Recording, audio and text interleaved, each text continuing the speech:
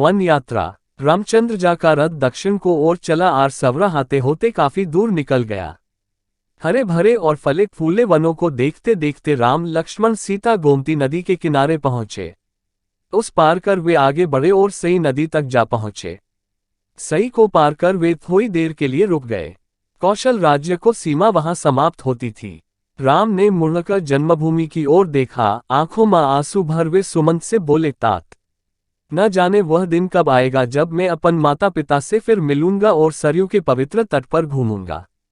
अयोध्या नगरी की ओर मुंह करक राम हाथ जोड़कर खड़े हो गए और कहने लगे, जननी जन्मभूमि, मेरे अपराध क्षमा करना। 14 वर्ष के बाद ही अब तुम्हारे दर्शन कर सकूंगा। तभी सीमा प्रांत के बहुत से नर नारी वहां इकट्ठे हो गए।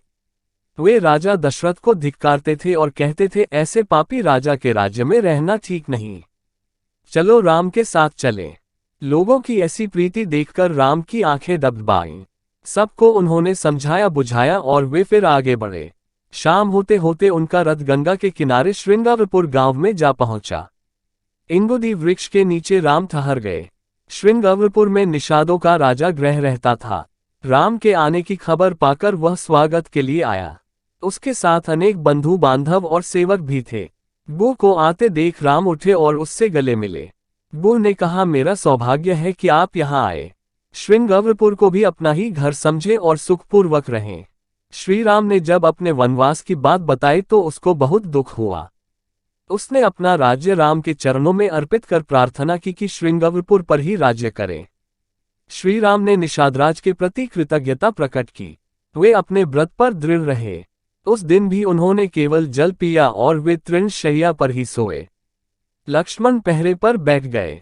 गृह और सुमंत भी लक्ष्मण के पास ही बैठ गए। उनमें रात भर अयोध्या और श्रीराम के विषय में बातें होती रहीं। अगले दिन श्रीराम ने सुमंत से कहा, मंत्रिव, अब आप अयोध्या लौट जाए। पिताजी और माताओं के चरणों में हमारा प्रणाम कहिए और उन्हें बता दीजिए कि 14 वर्ष बाद हम अवश्य लौट आएंगे। भरत से कह दीजिए कि सब माताओं से एक सा व्यवहार करें और राजा को प्रसन्न रखें। इस प्रकार सुमंत को राम ने समझा बुझाकर विदा किया। तब राम ने बरगद का दूध मंगाकर जटाएं बनाई। वो से विदा लेकर वे सीता और लक्ष्मण के साथ नाव में बैठे और गंगा पार कर वत्सदेश में पहुंचे। आगे भागे लक्ष्मण, बीच में सीता और सबके पीछे राम। इस क्रम में वह दुर्गम मार्गों पर चलते हुए आगे बढ़े। शाम को फिर एक पेड़ के नीचे ठहर गए।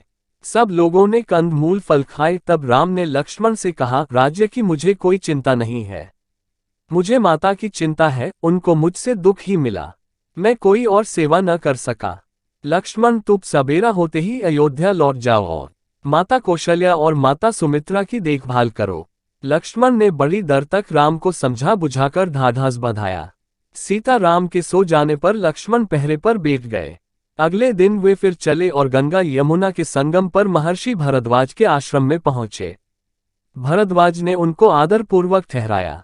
अगले दिन भरद्वाज से विदा लेकर राम लक्ष्मण और सीता आगे बढ़े। यमुना नदी पार कर 2 दिन की यात्रा के बाद वे चित्रकूट जा पहुंचे। चित्रकूट के हरे भरे पर्वत राम को बड़े अच्छे लगे। उन्होंने लक्ष्मण से कहा, अब हम यहीं कुछ दिन तक निवास करें। लक्ष्मण ने मंदाकिनी नदी के किनारे एक सुंदर पर्णकुटी बना दी। राम, लक्ष्मण और सीता वहां रहने लगे।